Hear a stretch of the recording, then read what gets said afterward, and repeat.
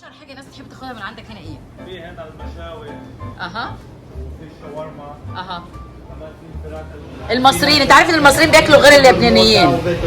موزه وبيت اللوح، شفتوا المصريين الفته اللي هو الرز بالمكسرات ومعاه الفراخ اهي في الفرن. وبلاقي لميس بيتعمل اللي هو الطبق ده بيبقى معاه اي نوع لحوم وخضار ومع رز، صح؟ اوكي اوكي تمام. في السايز الميديوم، السايز اللارج تمام، اللي هو ب 10 و 18. بعمل ساندوتش اهو، تعالوا نجرب بقى ونشوف زي ما قلت لكم ساندوتش الشاورما الفراخ.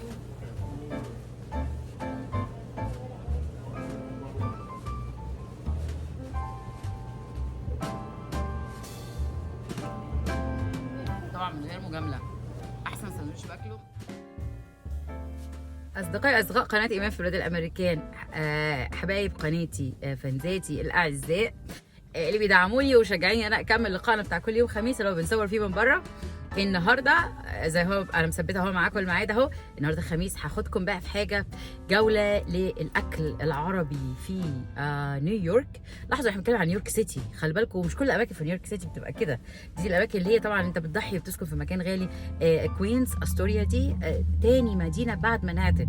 شوف بقى تايم سكوير والشقق اللي مش عارف بتشيليون مليون دولار دي، والحاجات الرنت بتاعها لوحده بيوصل 30 و40 الف دولار في الشهر يا جماعه. انا بيني وبين الاماكن دي 10 دقائق ربع ساعه سواقه بالعربيه، فاهميني ازاي؟ فعشان كده بقى الناس لازم تفرق يعني وتفهم الفرق، واللي عايزني اكلمه بالتفصيل على الحاجات دي يكتب لي في الكومنتس.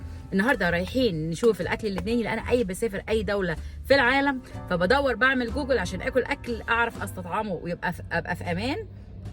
يا اما اكل سي فود، بس اختيار الاول بتاعي بيكون يا اما اكل تركي او اكل لبناني، لان احنا طبعا عارفين ان يعني ما شاء الله علينا الرجاله بتوعنا مش عاملين مجهود ان هم يشهروا الاكل المصري، المطبخ المصري ما فيش حد يعرف عنه اي حاجه، وما فيش حد نجح في انه يعمل مطبخ مصري مشهور والناس تروح له. عشان تكونوا عارفين، اسال اي واحد اجنبي مش هيكون عارف اي حاجه، الناس كلها عارفه سندوتشات الكفته والشاورما والورق العيش وورق العنب بنقول عليه اللبناني، والتبوله والطحينه والحاجات دي كلها معروفه ان ده الاكل اللبناني، مطعم لبناني، والتراكم معروفين ناجحين جدا في كل مكان. فعلشان كده احنا يعني عايز اقول ده نتيجه لان عددنا طبعا قليل جدا بره، واحنا مش جاليه كبيره، وفي نفس الوقت احنا مش عاملين دعايه كافيه، والناس ليها سياسه معينه كده. الرجاله اللي بتسافر بره بس هي عايزه بتشتغل اي حاجه في اي حاجه وتحوش، ما هياش الموضوع موضوع رساله وكوميونتي وحاجات زي كده. النهارده ادينا اهو من قدام المطعم اللبناني. حبيت افكر في اشهر مكان وانضف مكان وارخص مكان عربي تقدر تاكل فيه حقيقي في منطقه استوريا كوينز كلها. لقيت ان احسن مكان ده هو مطعم النور اللبناني. يا جماعه المطعم هو جوه الجزاره، وفي نفس الوقت مطعم حاجه عملي جدا ونضاف جدا وشاطرين جدا واسعارهم حلوه جدا وعليهم اقبال رهيب. عايزه نصور جوه ونشوف ايه الاخبار. ليتس جو. زي ما شايفين هنا مكتوب ملحمه وفرن النور.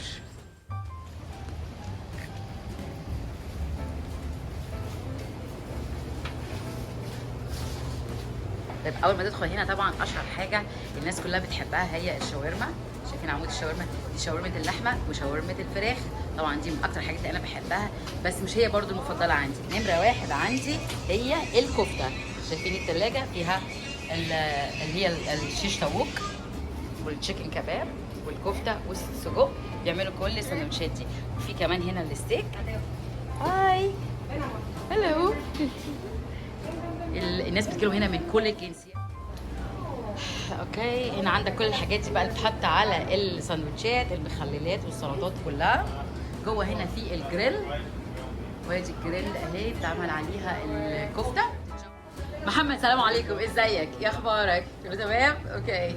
انا استاذنت طبعا محمد يا جماعه، وهو رحب بيا بصراحه، كتر خيره التصوير دوت. اهلا محمد، انا اعرفك من كام سنه؟ 10 12 اكتر.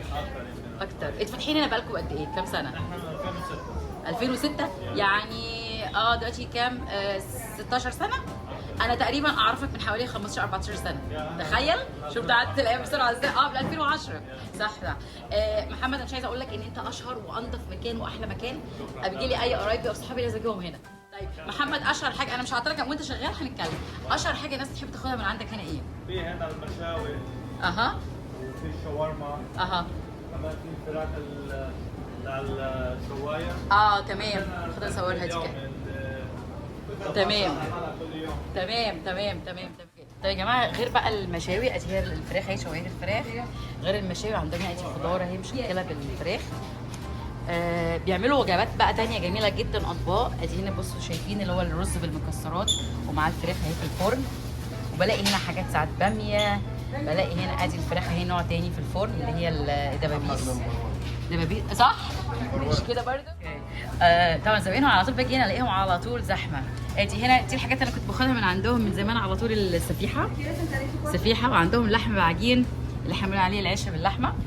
شايفين اهو سمك كمان مقلي اهو، خضار باللحمه والسجق. ودي اللحم بعجين اهو. دي بقى الكبيبه الشامي. اوكي. في بقى هم عندهم اللي هي الناس عشان بتقف كلها عندهم تاخد الغدا هنا بسرعه كده. عندهم نوعين، الطبق الميديوم سايز شايفينه بقى هنا، ميديوم سايز ب $10 واللارج سايز ب $18. بيبقى ديلي ستيم تيبل اللي هي اللي احنا شايفينها دي. بيعملوا انواع اللحوم مع بطاطس مع خضار وبيبقى مع رز. لميس انت عمل اللي هو الطبق ده بيبقى معاه اي نوع لحوم وخضار ومع رز، صح؟ اوكي. اوكي تمام. في السايز الميديوم، السايز اللارج تمام، اللي هو ب 10 وب 18. الناس تحب تاخد رز ومعاه خضار ومعاه دجاج او لحمه. تمام. طب ايه انواع الخضار اللي دايما بتعملوها؟ انا شايفه بسله بالجزر. كلنا اتربينا على البسله بالجزر يا جماعه. تمام. شفتوا احنا ما بنعملش صح. بطاطس مع اللحمه. طيب اوكي. طب هي السفيحه دي بقى بكام؟ عشان بس ادي ناس فكره على الاسعار. السفيحه 150 واللحمه بعجين 150 والكبه 150. تمام. والحواوشي، لو انت اتعلمتي كلمه حواوشي من عندنا هتقولوا زينا. لا، هي لحمه عجين. احنا بقى في اسكندريه بنقول رغيف باللحمه. طب والسمك المقلي بقى ده على الايه؟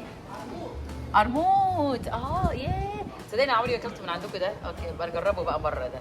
تمام. طب بتبيعيه بالباوند ولا برضو بيبقى طبق؟ برضو بقى طبق مع تمام. اوكي شكرا يا لميس.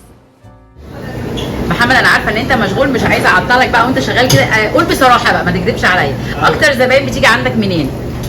هي تقريبا من كل الجنسيات. ما الرد الدبلوماسي ده حلو قوي، جميل الرد الدبلوماسي ده. الرد بقى اللي بيني وبينك مصريين. شفتوا بقى، سمعتوا بقى. وده ليه يا محمد؟ لان المصريين ما عندهمش مطبخ ولا عندهم حاجه يتكلموا. زي ايه تفتكر بقى؟ طب ايه الفرق؟ يحبوا الاكل اللبناني. شفتوا بقى يا جماعه؟ ادي محمد اهو، بس شايفين الصنعه بقى، شايفين بيعمل سندوتش الشاورما الفراخ اهو. تمام، حلو قوي. انا النهارده عايزه منك سندوتش شاورما فراخ يا محمد. اوكي، الله يخليك. من الحاجات اللي انا عايزه اوضحها ان انا من ساعه ما محمد قال لي ان كتير مصريين بتيجي هنا، اللبنانيين بيجوا كلهم عائلات، هتلاقي الراجل ومعاه مراته. دايما انا شايفه الكلام ده كله هنا.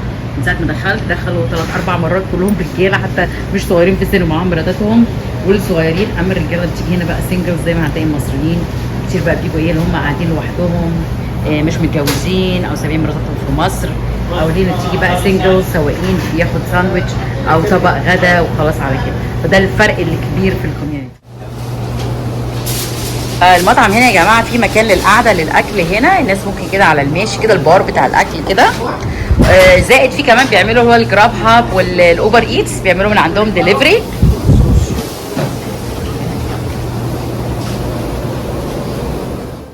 هنا بقى ايه، ندخل كده قسم بقى ايه الجروسري، وكل المنتجات العربيه كلها بكل الانواع. شايفين ان دي كل الحلويات اهي، الحاجات الكوكيز اللي هي اللي بالعجوه دي يا جماعه، ودي كلها هي انواع كتير. عندهم كل المخبوزات، ده المعمول اهو كمان، المنتجات اللي هي المخللات والزيتون. دي علب الفول طبعا، جبنات الكيري، انواع اللانشون والبلوبي. ده بقى قسم البهارات، كل السبع بهارات والقرنفل المطحون، حبهان، اي مستكه، اي حاجه اتخيلها لازم الاقيها هنا. هنا بقيه المحل، هنا البقاله، ادي انواع الرز كله اهي، والرقاق. اوكي، ودي ورق العنب اللي في البرطمانات. تمام، والسمنات والزيوت، هو ميه الورد دي دبس الرمان، وفي شويه حاجات كده ايه مختلفه عننا شويه. كل انواع الدبسات بقى، دبس كل حاجه تلاقيها هنا يعني هنا. انا عايزه اوري لكم بقى المنيو كمان ونشوف الاسعار اللي فيها. دي اللي هي الشاورما، يعني التشيكن شاورما الساندويتش ب $7. هو في العيش البيتا اللي هو المدور اللي هو انا عايزه اوريه لكم كده. تمام. والكفته كباب ساندويتش ب $7. الشيش كباب ب $7. وفي كمان اللي هي الليفر الكبده والكفته التشيكن، وفي البيف شاورما والميكس شاورما والصاصج، كل حاجه ب $7. يبقى كل الساندوتشات ب7. في فلافل اهي، فلافل والحمص والايج بلانت الباذنجان والكولي فلاور كرنبيت والفرايد ايج بلانت كلها ب $6. وعندهم هنا في نور بلاتر، انا ده اللي جربته قبل كده، بيدي لك 2 سكيورت اللي هو السيخين، الكفته والتشيكن كباب ب $17، وفي الكفته كباب ب 14، والشيش كباب ب 14، والتشيكن شاورما 13. كل دي بلاتر اللي هو البليت.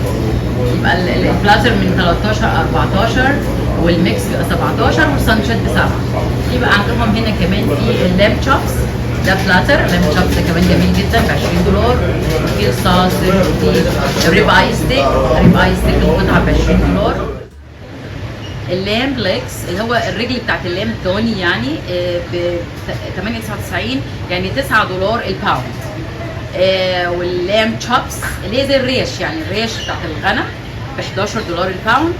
وعندنا اللام شولدر الكتف برضه ب $9 الباوند. والرقبه اللام نيك الرقبه ب $9. اللام ليفر الكبده بتاعت الغنم ب $8. الهول لام لما بتشتري خروف ب $9 برضه الباوند. عندهم بقى الجراوند بيف اللحمه المفرومه البيف ب $7. الستو القطعه اللي بتاعت الخضار، اللحمه بتاعت الخضار انا باخدها دايما، هي بتبقى بنقول عليها وش الفخده يعني. عندهم الستو ب $7.50. الكفته هم بيحبشوا الكفته بيدي لك الباوند ب $7. وفي بقى اللي هو السجق ب $7 الباوند.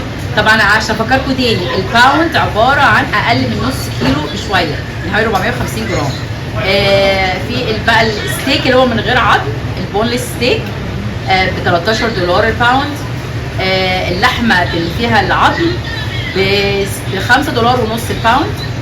همبرجر هو عنده تحديث همبرجر برضه ب $7 الباوند. الروستو ب $7.50. الشاورما بس على التسويه في البيت حلوه جدا ب $7. الريب اي ستيك ده احلى قطعه ستيك طبعا بحبها جدا، الباوند ب $12. والريب اي ستيك من غير البون $13، بالبون ب $12. وفي الكباب ب $13. الكبده بتاعت البيف الكبده ب $6 الباوند. الفيليه ب $15 الباوند. الفراخ بقى يا جماعه التشيكن كلها الهول تشيكن الباوند بتاعها ب $3. التشيكن بريست اللي هو صدور الفراخ يعني ب $4 الباوند. هي الرجلين التشيكن ب $2.50. والتشيكن تاي ب $4. التشيكن كباب ب $5. الفراخ المفرومه جراوند تشيكن هنا الفراخ المفرومه ب $4. عندهم برضو تشيكن شاورما متبله وجاهزه على التسويه يعني برضو ب $5. في تشيكن برجر ب $5. طيب يا جماعه احنا معانا فضل هيكلمنا بقى على اللحوم، اللي ده اهم قسم هنا اتشهروا بيه، والناس كلها لما شكرت لي جيت فعلا لقيت اللحوم هنا والفراخ من اجمل ما يمكن، حاجات طازه كلها جميله. فضل انت احسن حاجه عندك ايه الناس تاخدها من هنا؟ بشكل عام هي كل حاجه موجوده، يعني كل شيء متعلق باللحمات هو موجود عندنا. الضاني عندك موجود؟ انت عارف الناس كلها بتحب تاخد الضاني. الستيك بقى بانواعه، كل انواع الستيك انا خدت المنيو وصورتها دلوقتي. اي حاجه كفته اي حاجه موجوده يعني. طب اكتر حاجه تنصح بيها الناس اللي هي اللي اكلت اللحمه اللي عايزه حته لحمه حلوه، لو عايز لحمه ستو بتاعت خضار تقول له تاخد ايه؟ يعني انت مثلا كل واحد بيزور يعني المصريين انت عارف ان المصريين بياكلوا غير اللبنانيين. موزه وبيت اللوح، شفتوا المصريين الفته نموت احنا في الفته والاوبر. ايوه. طب وبالنسبه للستيك بقى اللي عايز حته ستيك حلوه اللي هي افضل حاجه اللي هي الريب اي ستيك. ريب انا باخد فعلا ريب اي ستيك بقى من غير العظم. طب بالنسبه للسجق بقى انت عارف دي اكله المصريين. كتير المصريين المصريين بيحبوا زي اللبنانيين انتوا.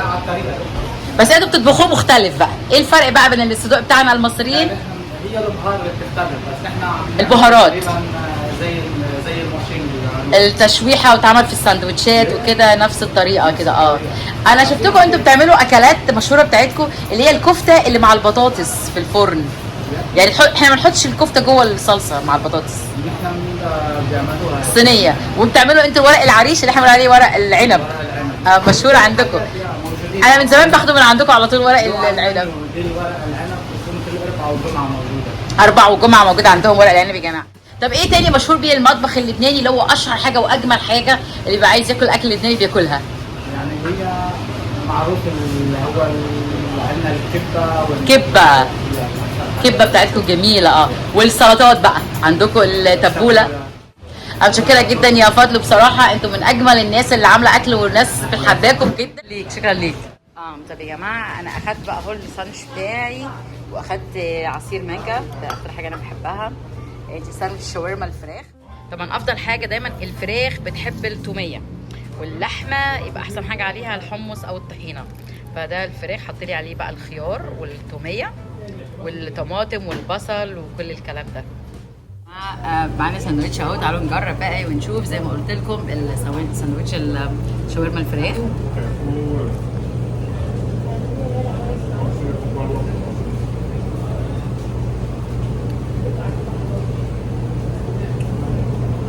طبعا من غير مجامله احسن ساندوتش باكله انا عند الناس دي من حوالي اكتر من 14 15 سنه، ما كانوش اكتر يعني. انصحكم بقى تيجوا لو انتم من نيويورك تيجوا تجربوا الاكل بتاع النور. اكتر حاجه بحبها يا جماعه الناس دول انهم كرمه جدا، كرمه بيصرفوا على شغلهم. يعني تلاقي الساندوتش مليان كل حاجه والتشيكن فيه كتير جدا واسعارهم طبعا معقوله جدا. تمت المهمه بنجاح. مش عايزه اقول لكم ان ده من احلى الاكل اللي انا باكله. انا بشكرهم جدا. بقول لكم يا جماعه لو انتم من نيويورك روحوا على مطعم النور، بيعمل دليفري كمان وجزاره جوه واكل احلى سندوتشات. واتمنى ان تكون الجوله بتاعت النهارده عجبتكم. وما تنساش ابدا من حيث انتهى الاخرون، هتوفر وقت وتوفر مجهود وتوفر فلوس.